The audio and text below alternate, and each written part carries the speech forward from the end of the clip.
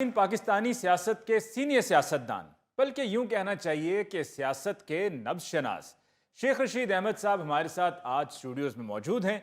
उनसे बात करते हैं। अस्सलाम वालेकुम शेख साहब। वालेकुम अस्सलाम अली मुमताज़ साहब। वो क्या है कि बनती नहीं है बात तो फिर बात क्या करें। बिगड़े हुए हैं शहर के हालात क्या करें। लेकिन शेख साहब, जब मैं सुबह घर से निकला हूं तो हालात तो बिल्कुल ठीक थे। अली मुमताज़ साहब समझाएं अपने दानिश्वरों को। हाँ जी। शेख रशीद की सीधी बात इतनी सीधी नहीं होती। ये शेर की तशरीह ढूंढ रहा है। तुम्हें क्या खबर मेरे हमसफर, क्यों खफा है मुझसे वो चारागर। दिल ही नहीं करता बात करने को। अब बात करने के लिए बचा ही क्या है। मैं तो आप यकीन माने कई कई दिन फ्रीडम हाउस में गुजार देता हूँ।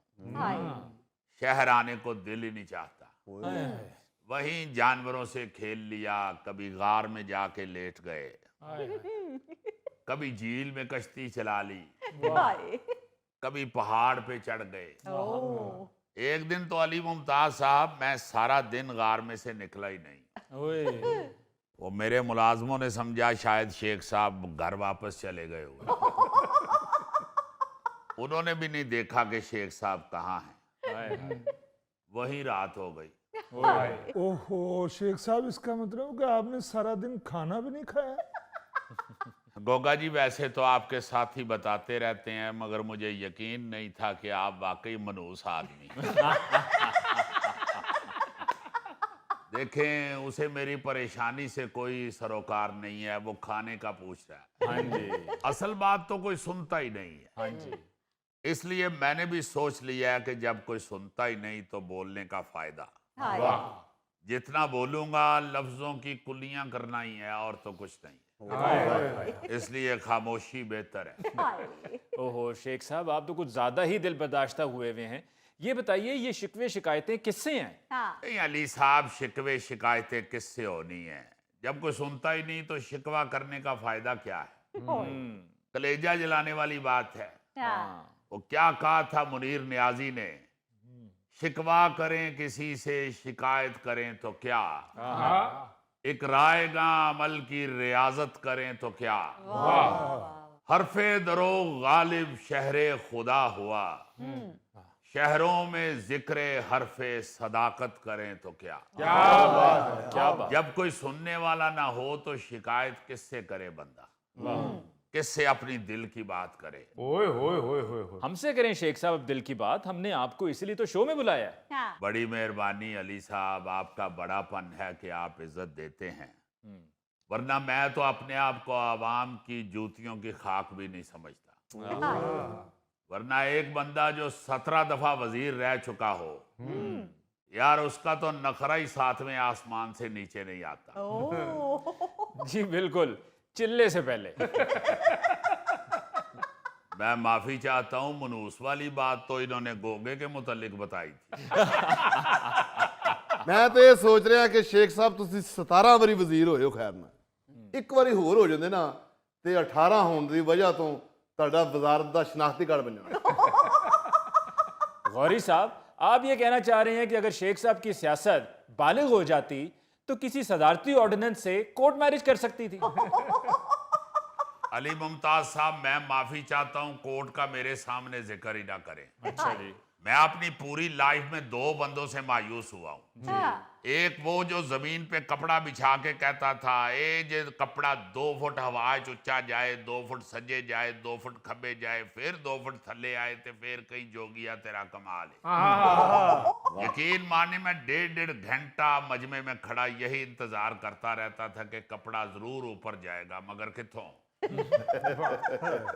मायूस किया मुझे उस शख्स ने। और दूसरा, मुझे इन अदालतों से मायूसी हुई जिन्होंने मेरे बेगुनाह भतीजे शेख राशिद को 10 साल कैद सुना दी। हालांकि आप यकीन माने मेरा भतीजा फैसलाबाद कभी गया ही नहीं। उसे पता ही नहीं है फैसलाबाद कहाँ है। वो तो जब उसका फैसला आया तो वो मुझसे पूछता रहा है कि चाचू ये फैसलाबाद सऊदी अरब का शहर है। ये तो मैंने उसे बताया कि ये हमारा पाकिस्तान का बड़ा प्यारा शहर है फैसलाबाद। ये तो सऊदी किंग शाह फैसल के नाम से इसका नाम रखा गया। इसे पहले लायलपुर कहते थे। रोने लग गया वो बेचारा, कहता है काश इसका नाम लायलपुर ही रहता। मेरा ख्याल है शेख साहब आपने राणा सनाउल्लाह साहब को जुगतें बड़ी की हुई हैं, इसलिए फैसलाबाद का केस आप लोगों के पड़ा है।